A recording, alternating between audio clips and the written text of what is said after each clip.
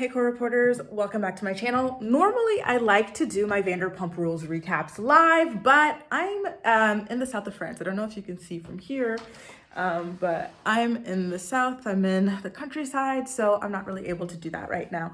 But why don't we get into it from here? So I did just watch the episode. Everybody is out doing their little activities, and I decided to stay in and watch the episode so I could talk about it with you. So let's get into it. Listen, let me tell you, it seems like from here, they knew what was going down with Raquel and Tom Sandoval. Lala kept on saying, it's ringing the alarm and stuff, which is what makes it so hard to understand, like, why everybody acted so shocked when things actually officially got, like, verified, right? When the news got verified. Like, I don't know why their reactions were not like, oh, okay, well, like, this makes sense based on, like, what Lala had been saying, blah, blah, blah. So that was something that threw me off. But I will say she did such a great job this episode. Sometimes she could be a little bit too much. She goes into, like, browbeating mode, which I don't really care for. But in this week's episode, she was good. You know, she has a solo scene with James when she's like, okay, listen, this is not lining up. She slept over at Scandoval's house. It's not a good look. Like, I think it's a throuple, or maybe they're doing something behind Ariana's back. And then later at the bar with Ariana and Tom, she literally is sticking up for Ariana when she goes, listen, girl, you can tell this man that you're disappointed that he did not leave a party that he was at to come and comfort you, his girlfriend of 8 years, when your grandmother died. And I was like, yes, girl, like, way to put it out there. Like, Tom kept on trying to lie, claiming that he couldn't find a ride or this or that, but like, she kept on calling out the lie. She's like, no, that's not true, because your friend that you were there with, he was leaving, and then you still decided to stay. Like, you could have left with him, but you decided not to. And when Tom Sandoval was called out on that, guess what Tom Sandoval does? Let me show you. I just put my phone down so I can show you.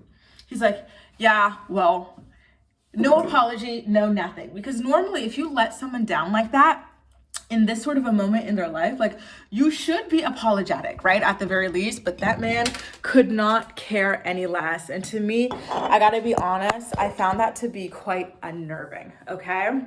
What else happened? Oh, Raquel. So Raquel, to me, you guys, I don't know, I find her like I've been saying this for years, but the way that she speaks is very odd. Like, she confronts James again because she's upset that he said that he regretted the engagement and whatnot. And it's like, girl, if he regrets it, he regrets it. You don't, but he does, and that's fine. You know what I mean? I really did like, though, when he goes, oh, like, I regret it because it was an amazing, epic proposal and it was wasted on you. And I was like, well, he kind of ate. I'm sorry, but he kind of ate, right? Like, she really tries to, like, force him into, like, taking that back and acting like, you know, he was happy in that relationship and this and that. And it's like, well, apparently he wasn't. What are you going to do? Like, you've already moved on and this and that. So what do you even care, right? And I did like, by the way, how James called it out. He's like, you know, I don't even recognize you as a person anymore. Like, you have become someone completely different from the person that I knew. And isn't that always sad when that happens at, like, the end of a relationship, you know? Like, yeah, it's just like a complete stranger and you're like, wow, how did we ever connect?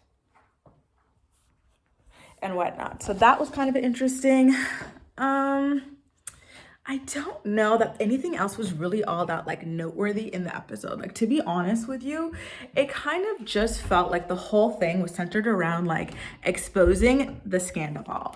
And so again, that's what makes it so weird to me, that everybody acted incredibly shocked when the Scandoval was confirmed, because this whole episode all but confirmed it, and the episode prior as well. And, you know, like, the setup with Ken and stuff like that just, like, further confirmed my suspicions that something is off about it. Like, I didn't watch this episode going, yes, yes, yes, this and that. I watched the episode going, okay, like, are they screwing with me? Like, do they, you know what I mean? Like, are they insulting my intelligence at this point? Because this is just not really adding up to me based on the way that these people reacted at the end of the day. Like, I don't know. Like, you know how I like to, whenever I go live, I like to rate the episode on a scale of 1 to 10.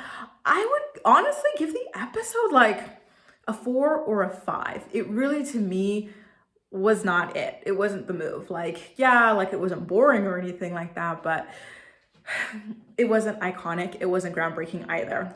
Now, going back to Raquel, she did celebrate her birthday here, and, you know, it's kind of creepy to me the way she says that, like, she wanted to celebrate the birthday with her, like, people that she felt would be her lifelong friends, people who were, like, there for her from the very beginning and have always been there and supported her. And, like, obviously knowing what we know now, it's kind of like, how do you do that to a friend of yours? Like, really, like, do what it is that she's done. Like, it just felt so evil. And for Sandoval to be there like cheersing her, and she cries, like he makes like this big love speech, and then like he keeps on like getting like overly passionate to where people keep yelling at him to calm down, you know? Like, for example, Christina Kelly was throwing an event, Raquel wasn't immediately invited, and so Tom like flips out in a passionate way, and everyone's like, calm down. Like, it kept on happening, and it was so awkward. But yeah, and then a little bit later, like she starts crying because she's so overwhelmed with joy about all the love she's got surrounding her for her birthday. And then Tom Sandoval is the first one to jump to hug her and tell her that he loves her. I'm like, yo, the way that these people can just play in that poor woman's face like that. And she is still grieving the death of her dog and her grandmother. Pure evil. Seriously, pure evil. Like, oh, they make my skin crawl, to be honest with you. Like, it was a lot going on there, I have to say. Though, do you know what? When they went to that camping thing, you know what it reminded me of? You know how like in the Johnny Depp Amber Heard trial, like we found out about like this thing they did for like their honeymoon, or maybe it was the pre-wedding celebrations, when they go to like this deserted place where it's kind of like trailers and stuff like that. That's what that reminded me of. It kind of looked like a vibe.